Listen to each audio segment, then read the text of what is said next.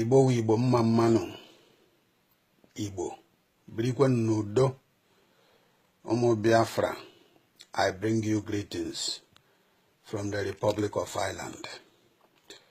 This is your brother Evangelist B. I am saying, may God, Chukwu Okike Abịama, Yahweh Yeshua Hameshai, ka o duwe ndị Igbo, na-edukwe ụmụ Biafra na ngalaba ụwa niile ebe ọwụ na nke anyị nọ. Ihe onye chiri gazawa. Ụmụnna m, ana m ewetara unu ezi ekele n'ihi na ọ bụrụ na anyị gbachicha nkịtị ụmụ ihe na-emebisi. Ọ ya wụ ihe ndị Igbo na-atụ ilulu si that na okenye na-anọ n'ụlọ ewu anwụọ n'ọgbịrị. That means it is not good. It's inappropriate for an adult to be in the house and a goat is yoked to death at the backyard, crying, ah, ah, ah, ah, and an adult keep an adult dormant. It's only children that can be able to be in the house, and the goat will be screaming and shouting because they are not emotionally controlled. They are not able to control their emotion, but adult must react. So I am reacting based on the news that I heard over the radio Biafra yesterday. And this news is all about Mazi Clifford Iranian, Uchenna Siebu, and Imam Mezu, because I'm not a group. Ndị nupụrụ Nnamdi Kanu isi. Ihe na-ewetara unu okwu ndụmọdụ. Ndụmọdụ a na-ewetara unu ụmụnna, abịa m ịkọgụ nkọ. Abịa m ikwu okwu ọjọọ to you. I did not come to insult or abuse anybody. Mana, I just want to say that it is evil for a man to go to the stream where he takes his drinking water and go and rumble the stream from the very particular place that the stream is dripping from. You go and scatter everything. You go and pollute it and turn it to red mud or pour dirty or pour bean into a stream where you can come back tomorrow and you pick or put your container or your cup to tap some water and drink. It is like somebody poisoning himself. Ndị Igbo na-asị na ọ dịghị mma na okenye ga-aga gbarụọ mmiri to rumble the water from the place o ji apụta. Gbarụọ mmiri, ị ga-esokwa kuru were ṅụọ. Ọ dịrị mma. Maazị Clifford Iranian nke a were na-ewega m n'ilu a na-achị tụrụ unu. Uchenna Siebu, Imam Mezu. O nwere ihe ndị Igbo na-atụ n'ilulu since nji wụrụ nwatakịrị wee ruo 50 something years am nọ n'ime ya. Ọ sị na ọkwụrụ anaghị aka onye kụrụ ya nọ. Otu ọwụ na ọ sọrọ ọkwụrụ ya towe tochicha na-etoru n'eluigwe. The nature of ọkwụrụ would that no mmadụ ga-akụ dị ọkwụrụ. And onye kụrụ dị ọkwụrụ, no matter how strong or how tall the okra is, you cannot outgrow. You can't outgrow. Ị ga-eto karịrị onye kụrụ gụnụ. Because onye kụrụ dị ọkwụrụ, no matter otu ọkwụrụ ahụ si togologo, ọ pụtakwa oben dị ọkwụrụ ahụ. Kpọdata isi na wee ghọrọ ọkwụrụ maka na onye nwa kụrụ dị ọkwụrụ. O wee wụrụ ụmụnna. IPOB wụ ọkwụrụ. Onye kụrụ dị ọkwụrụ wụ Nnamdi Kanu. So ọkwụrụ niile wụ IPOB akọrọ akụ enwe nke ga-abịa nna asị na ya na-eto na ya na-ama ihe togide ha tokarịa Nnamdi Kanu. Ọ dịrọ possible. Ya wore ya Clifford nwanna iru anya ana m ewetere gị ndụmọdụ. Unu fọlmụrụ ihe unu na-akpọ soldiers of justice were na-agbasa ozi ọma na unu na-defend justice. Nwanna, ọ bụrụ na ị chọrọ na ị defend justice, defend enu justice in appropriate way, in a good manner. Instead of gụnwa wụ ọkwụrụ chọziri ịkarịrị onye kụrụ gị akụ, ọ gaghị enyere anyị aka. Achọrọ m ka m mekwe ka o doo gị anya to remind you Maazị Clifford iru anya, Uchenna Siegbu and Barrister Imam Mezu. Mụ nwe enwegwo post as European rep na IPOB. Emecha wefum enweghị any crime m committed, enwere anything m mere, mana inappropriate handling of power mere onye nọ as the second in command at that time ka a na-akpọ Ikechukwu Enyiago to remove me when I brought a report in conjunction with some people who doesn't want the progress of the movement. Nde position na-enu dịka mmanya. Nde position na-epush dịka ịmana power asa na power na-egbu ka mmanya. Ha concord ihe niile ha concord kwuo ihe niile akwuru kwuchicha away from. I did not surrender because I find out that the cause for Biafran quest is an appropriate cause. It is a legitimate cause. It is a cause that have taken the life of 3.5 million people. It is a cause that took my father, was shot in my presence, the presence of my mom and some other of my brothers who were present at that time. My two senior brothers, the first son and the second son of my father, died in Biafran war. I do not see anything or position or money that I can exchange with the life of my family members. And 3.5 million of Biafra or Igbo people that are killed. Because all those people they killed, they are my brothers. I continue my Facebook article writing and countering any negativity that is coming from Nigerian end. Any opposition, I counter it. Any opposition, I rebuke it. Whatever, any nonsense they write, I counter it with a reaction. It is a fight that I don't need anybody to tell me to fight it until we get this freedom. This freedom we are talking about. One now, Maazị Clifford Iranya, Uchenna Siegbu, and Imam Mezu. Is for you, for your children, and for your children's children. Now, going back to the soldiers of the justice, my brother, soldiers of the justice, Maazị Clifford Iranya, ana m enyekwe gị pelikoma nwanna asịkwa ihe onye chiri si kpọwakwa ya ọkwa ihe nje na-ekwuru gị maazị njem ị na-agazi na ọ daitazi gị gụnwa onye nyere ọchịchị they give you this position to control your own department. You always tell us that anything that jeopardize this struggle, that you will counter it.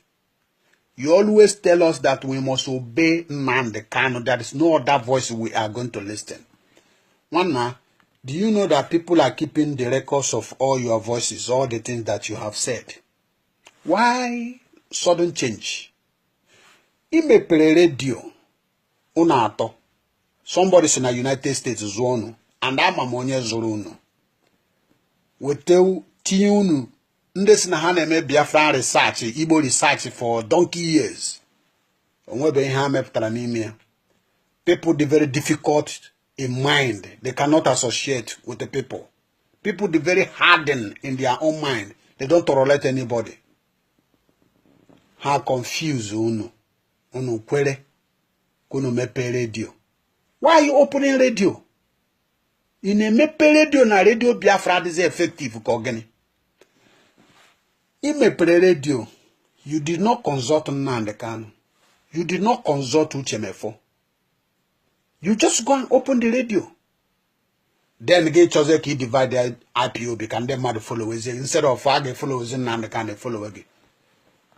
My brother, the attitude and the character, your behavior right now shows that Obrugwa won't grant prison like Nnamdi Kanu. Nigerian government would have bought you over. Immediately with that. You wouldn't stay there up to 6 months. You would be like Wazirike. Now you said that you form soldiers of justice.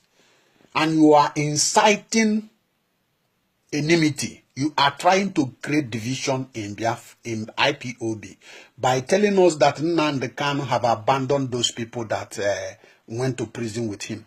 Nnamdi Kanu is one man. Oh. Nnamdi Kanu has not even finished his own case. Nnamdi Kanu have his own case to answer. And also, he also have said this several times. I have seen the video, I have seen the interview in his own Papa's Palace, where people interview him and ask him of those people that are behind. Nnamdi Kanu Nnamdi Kanu abụrụ Nigerian government. Only power today. Any IPOB eburu, ọ ga-asị sibuku onye gburu ya no. Mana onwere such power. Mgbe Nelson Mandela nọ na nga, mgbe a hapụrụ Mandela hapụrụ ndị niile ha na ha so ofu oge. O nwere ndị a hapụrụ n'ụdị dị iche iche. Hapụ onye a iche, hapụ onye a iche. All the system of oppressive government to make sure they create division between you and your people. Kamara may create so that a barrier. Always loophole hageji will penetrate. Okay, and they are divide. They say, okay, na go Nnamdi Kanu no me go abandon people in the Hania Bidonacho, this Biafran course now, Potazia Gary Sose. My brother, you can't fight two things at the same times. One after another. Now, again, one Potazia Guma Clifford Irania. What is your question you use now? Soldiers of justice. Go and start your own afresh. Get out of the road and start talking about LPOB, about the people who are in the prison. You people were corrupt. You people corrupted. You corrupted yourself by taking money. People gave you money to sponsor you to open a counter radio station for you to betray the struggle. One now, I am asking you, are you not the one who were telling us, who told us always when you are given chance to speak to Radio Biafra, that we must follow Nnamdi Kanu, that there is no other place we can take order except from Nnamdi Kanu? How do you think that you, Okro, now have outgrown the man who brought you, who make you who you are? That people know you today, most people know you today, is about Nnamdi Kanu. That a lot of people know who you are. Clifford Irania, Mazi Clifford Irania, who they call or Uche Nasiebu or Baristema Mezu. It is Nnamdi Kanu. I didn't know you before. It is from the radio, from Nnamdi Kanu voice that I came to know you. That so many Biafran who doesn't know me before knew me is because of Radio Biafra, that I involved myself to the Radio Biafra. So when I try me make a man that nihi na ako unkwagara. Eziokwu adịghị n'ihe ị na-eme. Maka na ọ bụrụ na eziokwu dị n'ihe ị na-eme, imepere redio. Onye imepere redio si no under him ka iji mepe the radio sị gị na ya emeghị accept this radio station, that you should shut this radio station down. If I were you, I shut it down. I opened my own radio station, you know that one. I did not open that radio to counter Nnamdi Kanu. It is a Christian radio station that I opened. At a time, people were talking bullshit that now I opened that radio station to fight Nnamdi Kanu. No, I did never. Everything that I've said in that radio station, I recorded it, I kept it. I opened that radio for my ministry. At a time, I find out that there will be a temptation one day that people might lure me to castigate against the struggle. I stop the radio by myself. I stop it. Some of you now go download the free app. Mu azoro app nke ma azu nji eme the radio. Bam! Azoro me azoro na my computer here. I spend the money to buy it. Nkwusi the radio. Akwụsịrị radio a because na anọrọ m jụọ onwe m ọdụdụ si ya ọ bụrụ na imewe radio a na ndị mmadụ nwere ike kwute okwu one day gị bido kwuwezie against Nnamdi Kanu or kwuwezie against Radio Biafra. Ọwụrụzie that na aya hafugwo agha bakutere anyị nọ na-alụsazi onwe anyị ọgụ. Njiri nwayọ mechie the radio. Si ka ndị godi focused because na agha riri nna m rie ụmụ nwanne m abụọ. Enweghị anything I continue saying it, there's nothing I can exchange with them. The price that those people pay, I cannot exchange it with any sweet thing in this world. What is that thing? What is that nonsense that I can ignore the death of my father? The destruction that they created to my family and the Igbo land. Munga for tasege that namnazo power. Power for what? Power for to who? Please, Clifford Irania. I want you to know that the hand of God is in what we are doing. I want you to sit down one place and think what I'm going to say now.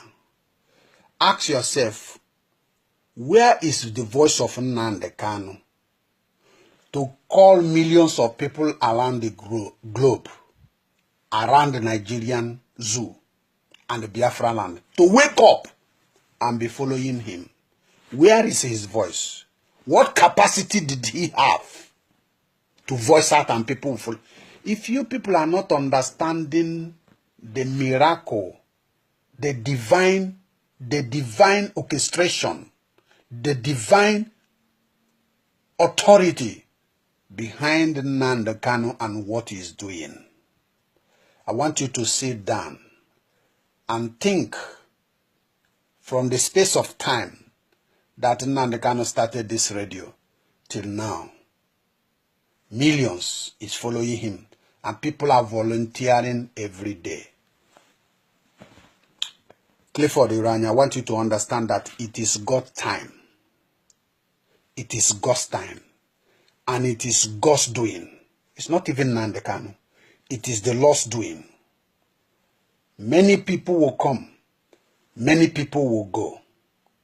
But this fight, there is no war that God has started that he is said to be defeated by the enemy. That's why Eji Akpoya Ogwombu Ike Gwurodibia. That's why Eji Akpo Chukwu Oko Ome Dike na Dimkpa n'agha. That's why Eji said that now he is a God who have never lose any battle. Please, I advise you, this dangerous, corny side you are taking now to try to divide IPOB, telling us that Nnamdi Kanu have abandoned those people that are in the prison. My brother, you are not doing IPOB good. You are agent of darkness. Satan is using you. But the earlier you understand that Nagunwa Wakuro, Akarigonya Koreano, the better for you. The earlier for you to understand and acknowledge that Nnamdi Kanu, something greater than Nnamdi Kanu is inside Nnamdi Kanu, calling people to follow Nnamdi Kanu, the better for you.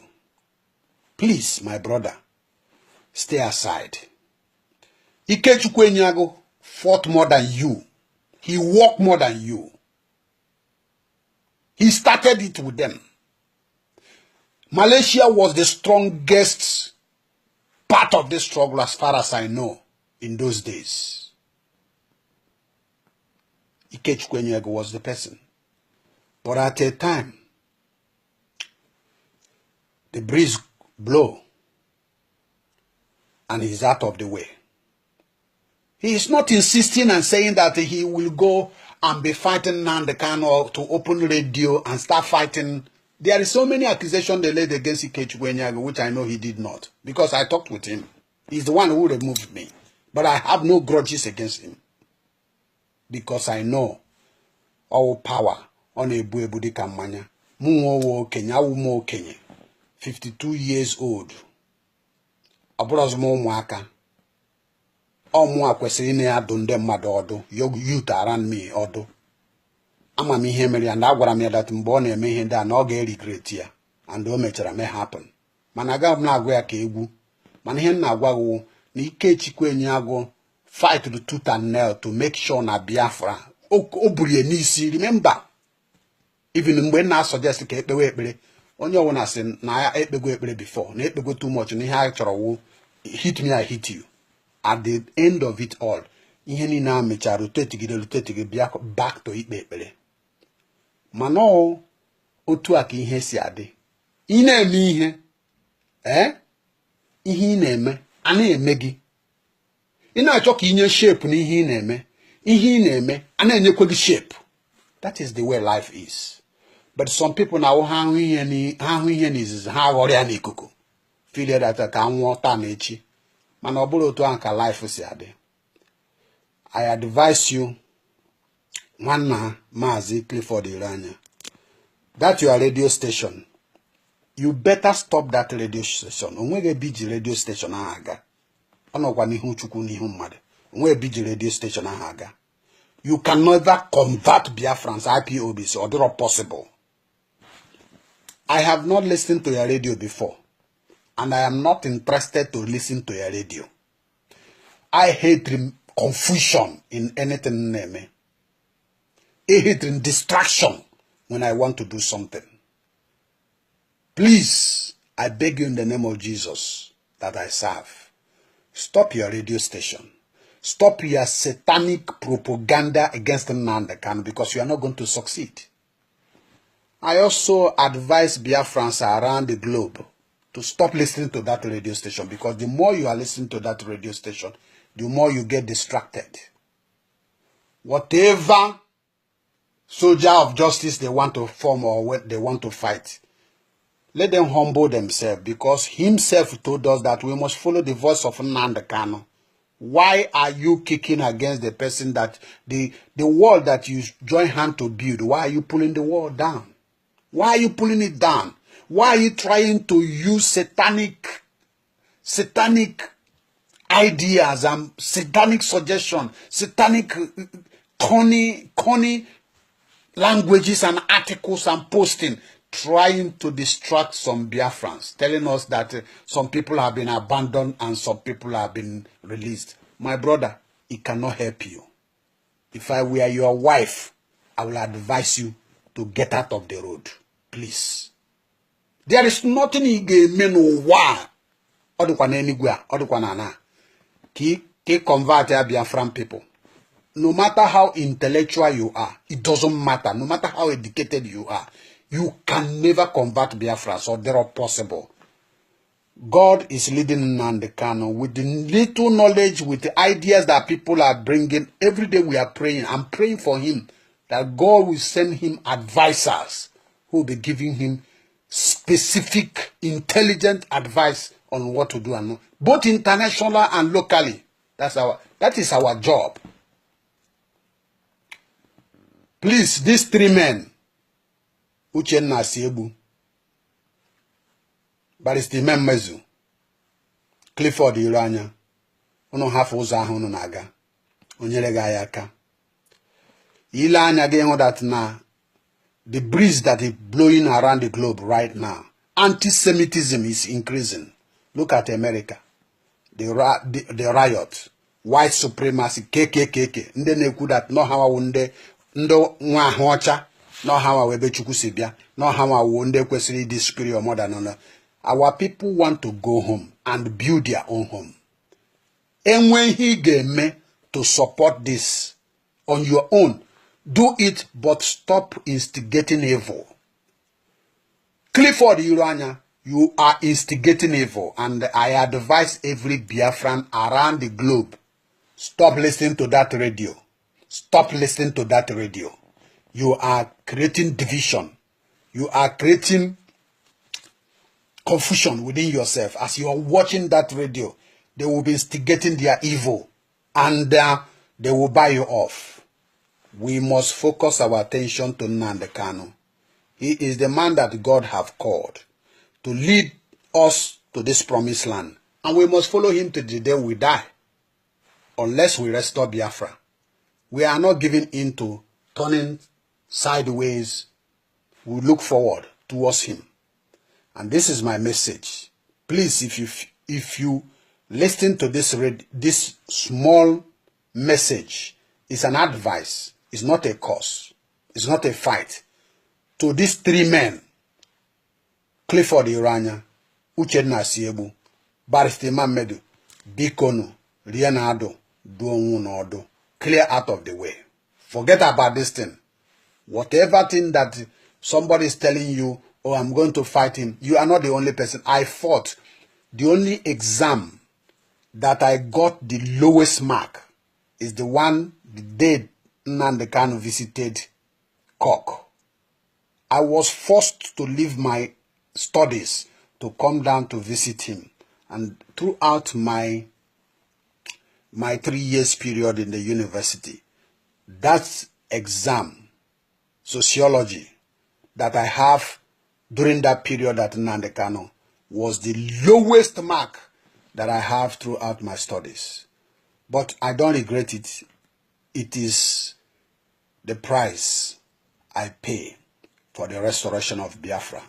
And I'm ready to pay more price to make sure I defend the right of the dead.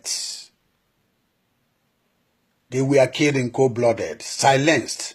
My father was killed, silenced. We must defend them. Nigeria will not continue the way it is.